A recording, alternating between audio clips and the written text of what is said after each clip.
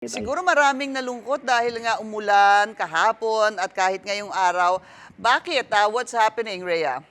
Yes po. So, sa mga nakalang araw, actually very consistently prevailing yung shear line at nagpapaulan nga dito, mostly dito sa may eastern sections po ng ating bansa. At ngayon po, inaasahan natin na medyo lumakas po yung epekto nitong shear line kaya hanggang dito po sa Metro Manila ay nakaabot po yung mga pag-ulan dala po nitong shear line. So, asahan po natin at the very least hanggang ngayon, or at least ngayong gabi, ay magpapatuloy pa rin po yung mga pagulan at possible po simula bukas ay improving na po yung weather conditions natin dito sa Metro Manila as well as yung mga kalapit na probinsya. Pero asahan pa rin po natin magpapatuloy yung mga pagulan more on eastern sections po.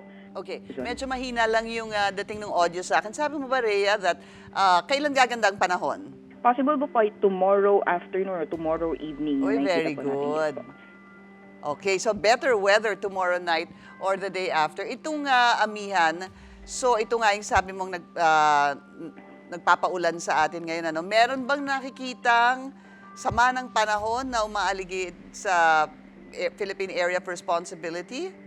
Sa ngayon po ay the very least for the next 2 to 3 days or at least hanggang matapos po yung taon ay wala pa po tayo namamataan na LPA o bagyo na posible pong makaapekto sa ating bansa. Although may moderate or low chance na maaaring may mabuo pong low pressure area dito po sa may bahagi ng Mindanao.